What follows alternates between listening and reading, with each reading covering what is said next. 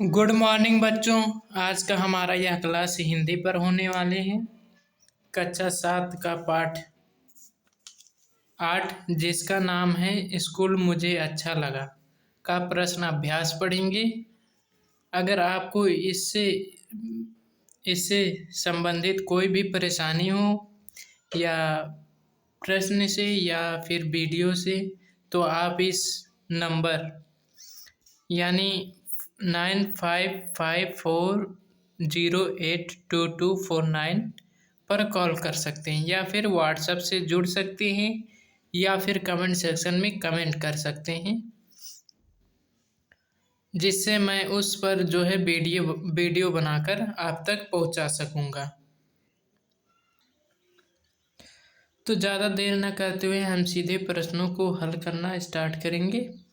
यहाँ पर दिया गया है UP board solution for class 7 Hindi chapter 8 school मुझे अच्छा लगा। क्लास 7 के यह एक गद्य है। पहले हम जो है संदर्भ प्रसंग और इसका जो है व्याख्या देखेंगे।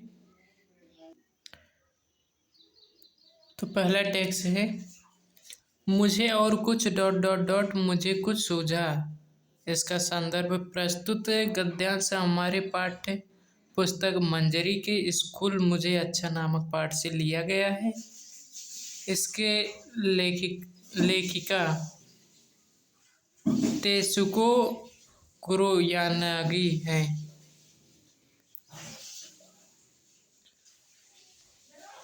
उसके बाद प्रसंग इसका देखेंगे। प्रस्तुत लेख में लेखिका ने वर्तमान स्कूलों की शिक्षा पद्धति पर करारी चोट करते हुए उसे बच्चों के लिए व्यवहारिक बनाने की बात कही है। उसके बाद व्याख्या है, हेडमास्टर ने छोटी बच्ची तोतो चान से कुछ भी बताने को कहा। खुश होकर लड़की कुछ न कुछ जल्दी जल्दी बोलती गई।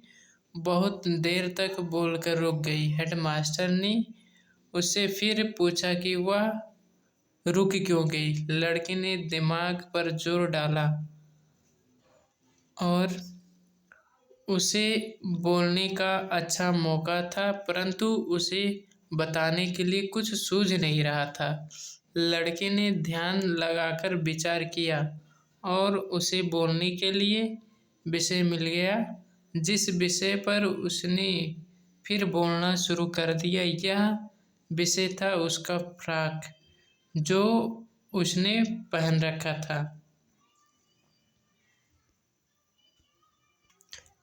उसके बाद यहाँ पर पाठ का सारांश दिया गया है। तोतो चान एक 7 वर्ष की जापानी लड़की थी जो उसने नए स्कूल के गेट देखा। यह पेड़ के 2 तनों से बना था। स्कूल के कमरों की जगह 6 बेकार रेलगाड़ी डिब्बे काम में लगाए जाते थे। तोतो चान को यह स्कूल अच्छा लगा। मैं उसका यह हाथ पकड़कर हेडमास्टर के पास गई। तोतो चान ने कहा कि हेडमास्टर जरूर स्टेशन मास्टर होंगे, क्योंकि रेलगाड़ी के डिब्बों के मालिक स्टेशन मास्टर होते हैं। माँ ने कहा, तुम्हारे पिताजी वायलिन बजाते हैं, उसके पास ढेरों वायलिन है, परंतु अपना घर वायलिन की दुकान नहीं है। हेडमास्टर जी ने माँ को घर भेजकर तोतो चान की बात की। हेडमास्टर जी ने तोतो चान से कुछ भी बताने के लिए कहा।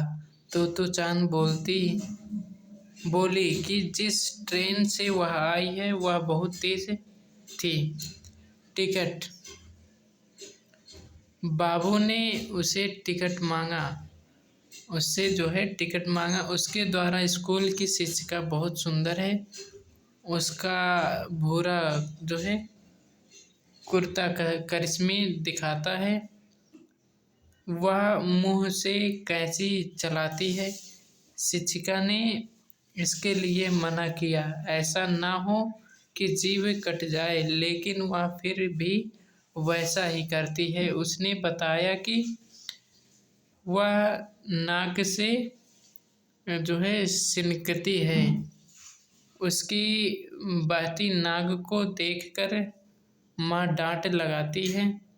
उसके पापा अच्छे तैराक हैं, वे गोता भी लगा लेते हैं। हेडमास्टर भी हंसते हंसते कहते हैं, अच्छा। फिर बोलती गई, फिर रुक गई। हेडमास्टर ने पूछा, कुछ और नहीं बता सकती?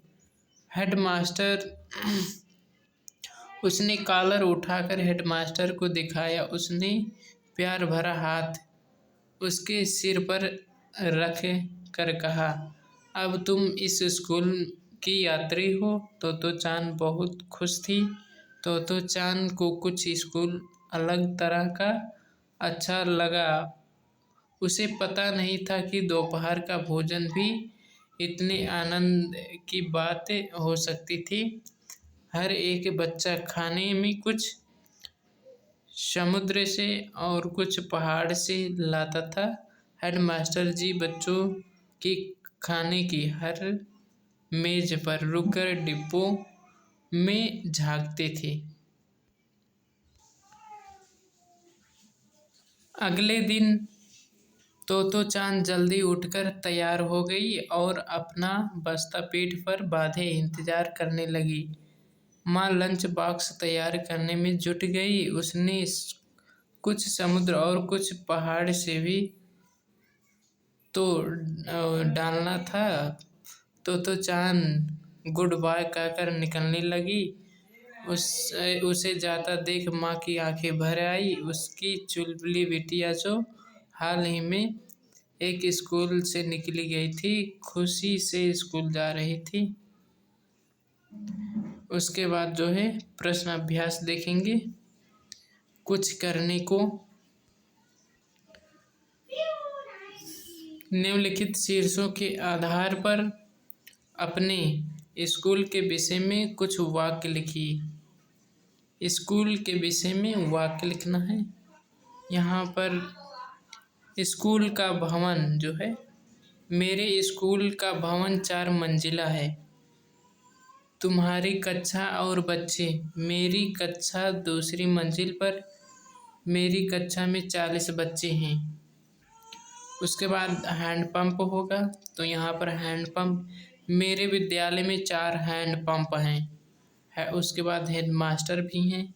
हमारे हेडमास्टर उच्च शिक्षित और अत्यंत आदर्शवादी हैं।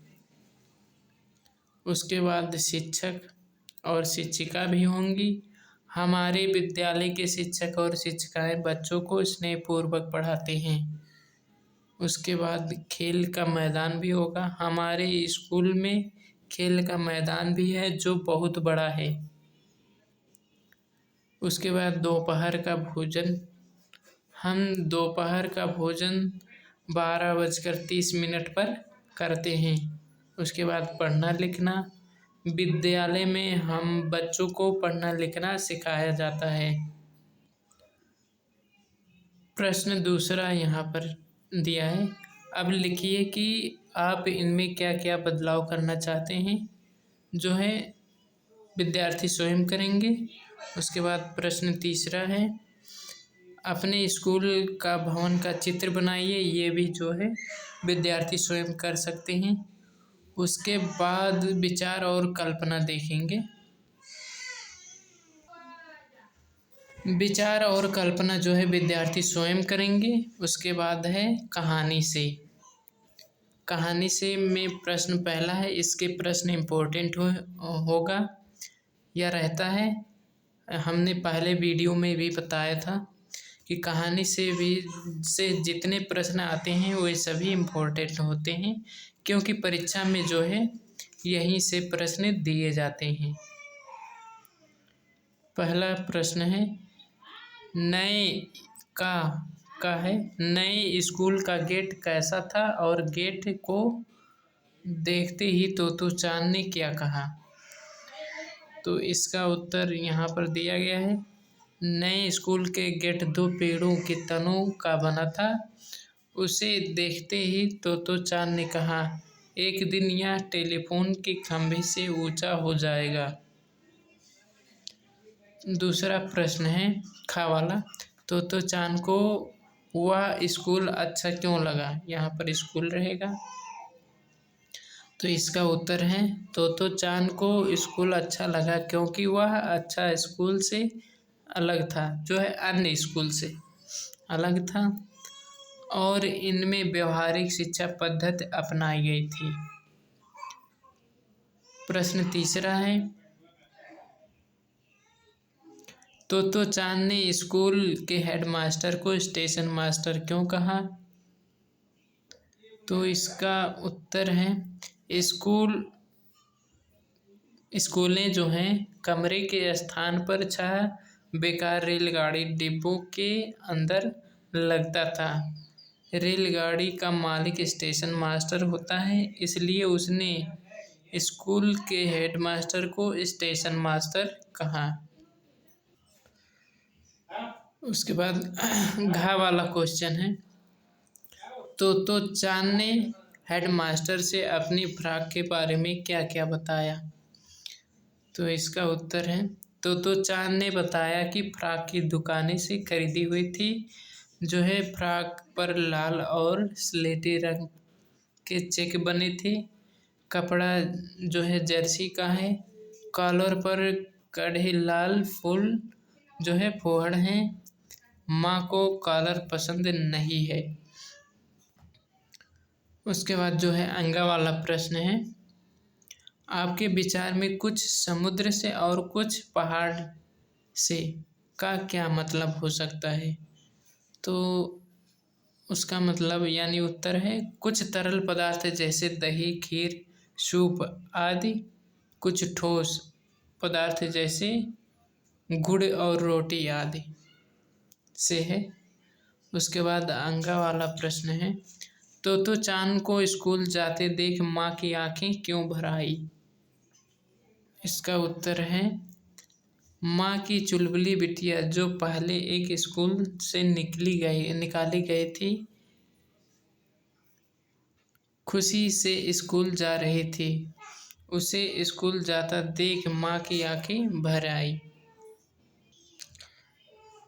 प्रश्न दूसरा, निम्नलिखित प्रश्न को पढ़िए और सही विकल्प पर सही का चिन्ह लगाइए। तोतो चान ने स्कूल को अच्छा कहा, लेकिन क्यों।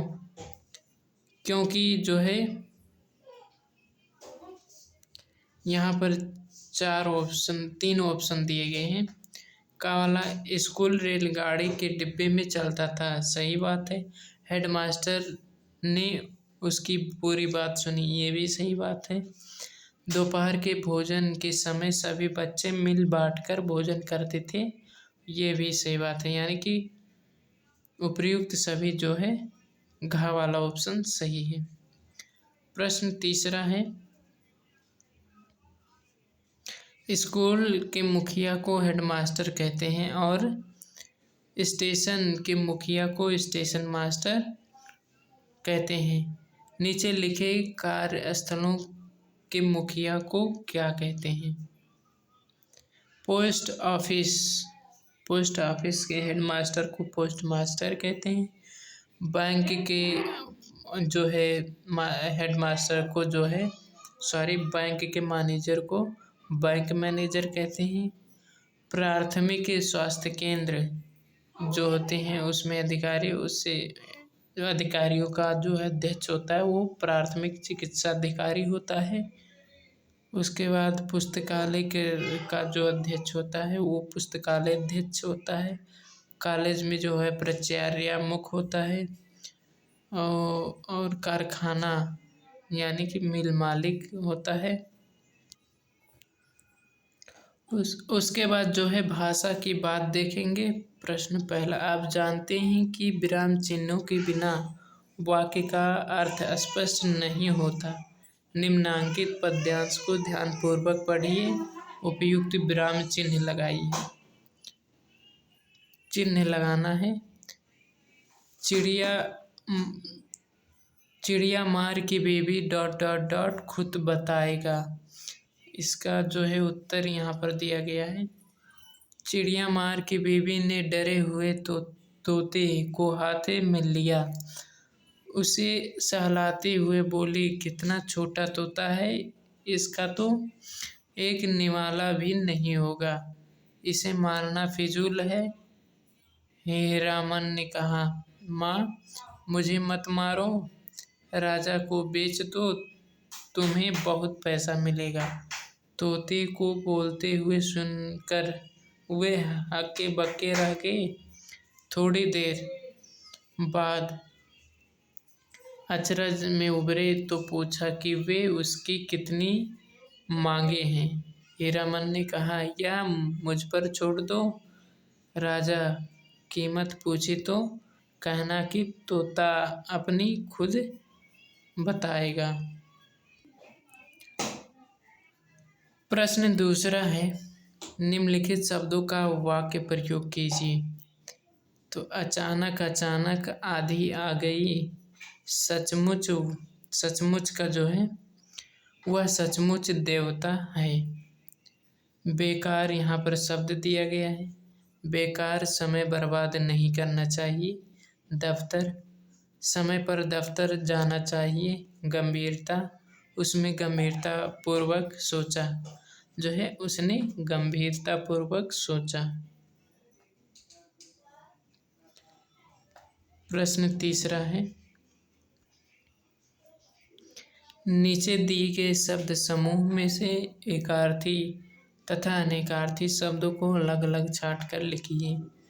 एकार्थी शब्द दरवाजा, दवात, खिड़की, मेज, कुर्सी, ये सब एकार्थी शब्द हैं। अनेकार्थी शब्द जैसे अंक, पत्र, मान, सोना, दल, कुले, नाना, पद, वर्ण, वर, कक्षा, पक्ष, ये सब अनेकार्थी शब्द हैं। उसके बाद प्रश्न चौथा है,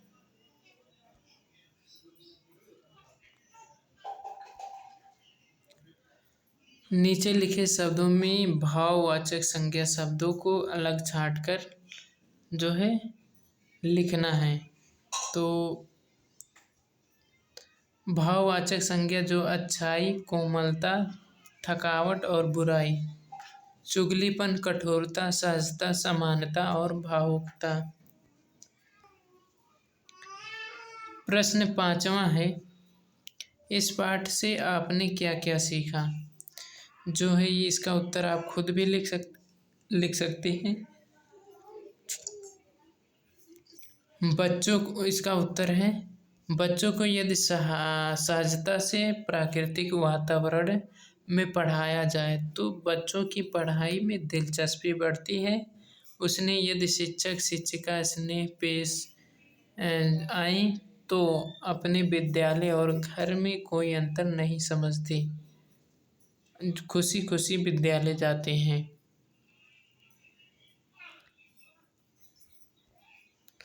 प्रश्न छठा, इस पाठ के आधार पर 2 सवाल लिखना है। जो है खुद यहाँ पर 2 सवाल दिए गए हैं। स्कूल के बच्चों की कक्षा कहाँ थी? और दूसरा प्रश्न है, तो चांद के पिता कौन सा वाद्य यंत्र बजाते थे? प्रश्न 7वां है, लेखिका ने इस पाठ का नाम स्कूल मुझे अच्छा लगा रखा है। आपको इस पाठ का नाम रखना हो तो क्या रखेंगे और क्यों? यहाँ पर आप इसका उत्तर जो है खुद भी लिख सकते हैं।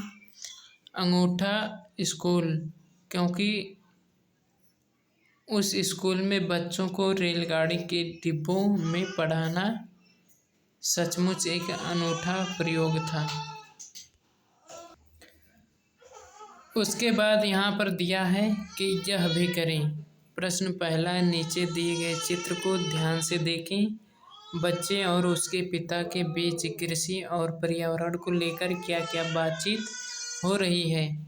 पुस्तिका में अपने शब्द लिखिए। तो इसका उत्तर यहाँ पर दिया गया है। बच्चा कहता है, पिताजी पिताजी हमारे घर के आसपास तो इतने सारे पौधे हैं, फिर भी आप एक पौधा क्यों लगा रही हैं? पिता बोलता है, बेटा हमारे आसपास वृक्ष जितने अधिक हों हमारे लिए उतना फायदा है। बच्चा कहता है, वृक्षों से अधिक से जो है हमारा क्या फायदा है? वृक्षों के अधिक से हमारा क्या फायदा है? उसके बाद पिताजी बोलते हैं, बेटे वृक्ष हवा को शुद्ध बनाते हैं, वे वातावरण से कार्बन डाइऑक्साइड अवशोषित कर हमें ऑक्सीजन देते हैं। वृक्षों से हमें फल फूल लकड़ी मिलती है, तरह तरह की औषधियाँ मिलती हैं। वृक्ष हमें जीवन पर्यंत कुछ न कुछ देते हैं और मृत्यु के बाद भी वे हमसे कभी कुछ भी नहीं लेते। बच्चा बोलता है, मैं समझ या पिताजी, अब मैं प्रत्येक त्योहार या कोई भी अवसर हो 5 वृक्ष अवश्य लगाऊंगा ताकि हमारे आसपास वृक्ष की कमी भी ना हो। तो यह भी पाठ समाप्त होता है। उम्मीद है अगर आप इस वीडियो को देख रहे हैं तो अच्छा लगा होगा आपको। तो मैं आपसे इतना कहूँगा कि लाइक शेयर और सब्सक्राइब ज़रूर कीजिएगा। धन्यवाद।